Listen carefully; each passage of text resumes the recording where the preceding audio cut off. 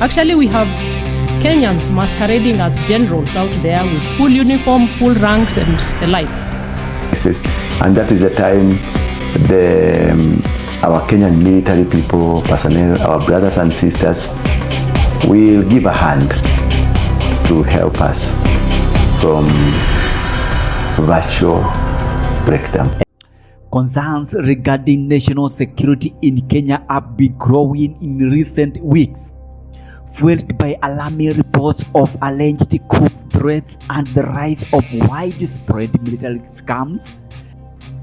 Regarding the very possibility of this country being handed over to the military in the event the regime collapsed in July of 2024.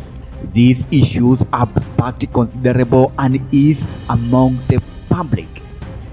And in the first quarter of 2025, so many things will happen. So many things, so many people will go down, so many people will be buried, so many people will be disorganized. This government will be like stopped. The engine will stop working, will cease automatically. Tukifika mwezi wa pili wa tatu hivyo, crisis will be after one crisis, and that is the time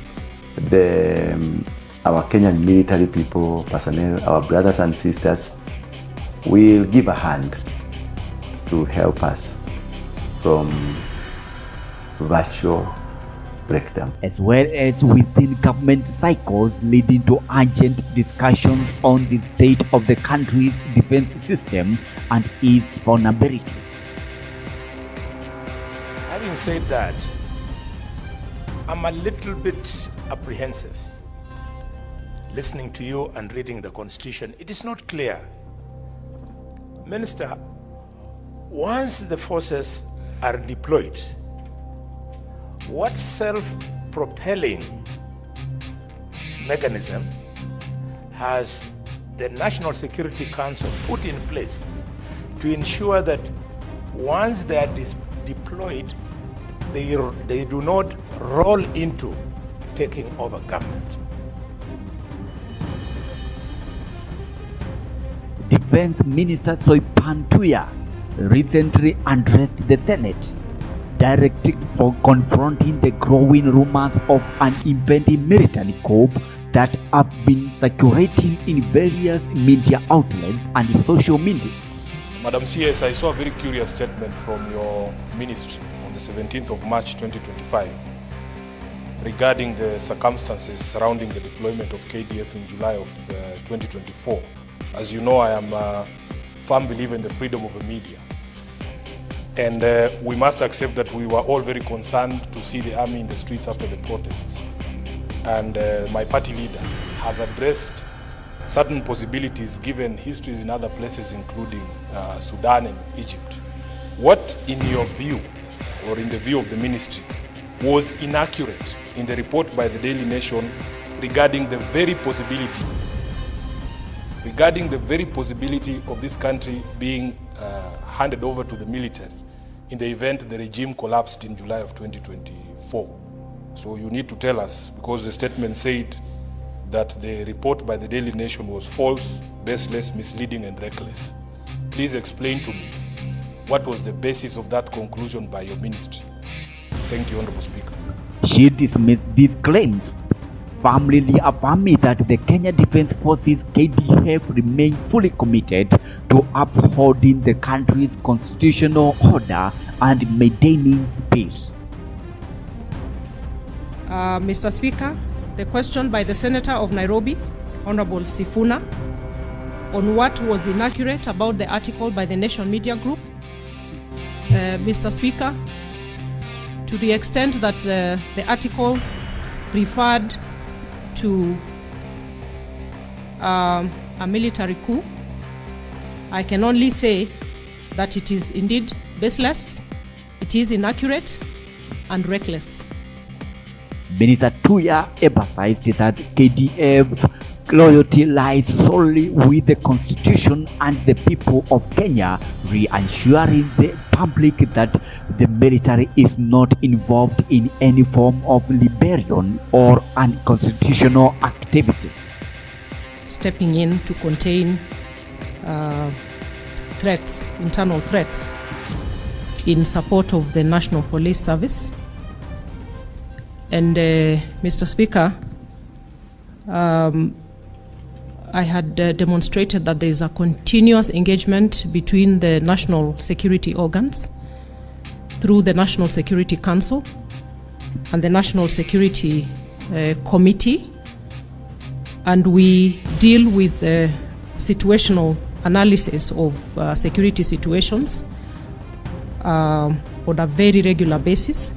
So this is just to assure the country and this House that in as much as we don't have a scientific threshold to this effect, any matters that require the intervention of KDF, and this has been demonstrated over time, are done in a timely fashion. And this is in support of the National Police Service. And it is not to say that the police are not doing their work. It is because we have serious security challenges that emerge every so often, and that support then is required from the Kenya Defence Forces. However, the minister's speech also shed light on the disturbing new trend within the military sphere.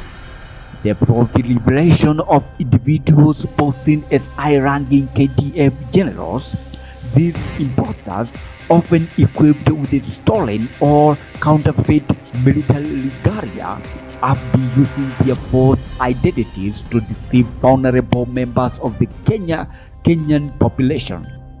In many cases, these fraudsters are engaging in elaborate scams, promising unsuspecting individuals lucrative positions within the armed forces in an exchange for the large sums of money. Mr. Speaker, allow me to say that sometime late last year, we got a fully fledged notification of recruitment with all the logos of the KDF and the ministry published out there. And we had no such recruitment going on. So we have fraudsters out there who dupe Kenyans into believing that actually we have Kenyans masquerading as generals out there with full uniform, full ranks and the likes. With that said, Mr. Speaker, I cannot also say that there are no challenges that we need to address with the system of recruitment. And I want to say that the Defense Council, which I chair, is currently working on a watertight system of recruitment, because the principles of national security that I mentioned, one of the key principles of national security is that the recruitment by the national security organs must reflect the diversity of the Kenyan people and must be in equitable proportions. We are working round the clock, and I know there is, without preempting, there is a question that has been raised on the same by this House, and when the time comes, I'll give details on the measures we are taking to seal the loopholes that do exist with our recruitment processes. I thank you, Mr. Speaker.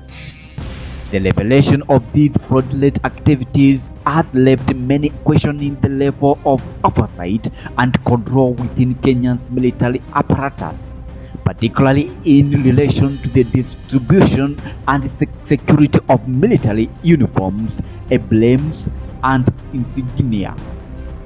Reports suggest that these scammers are exploiting the public's trust in the military by pretending to offer opportunities that they have no power to grant.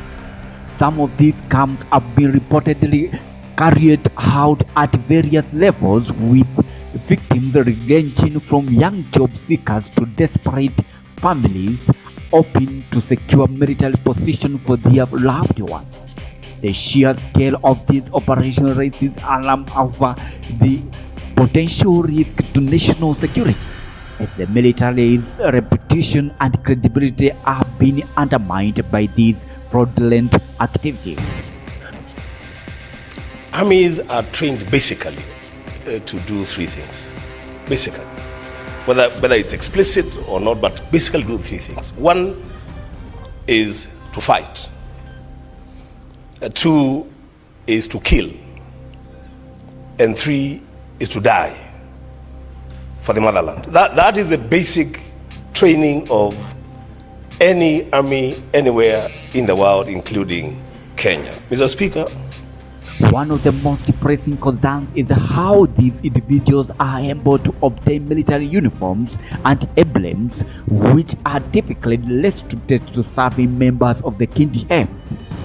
Questions have been raised about potential lapses in security protocols within the military's supply chain and how counterfeit regalia is being produced and distributed.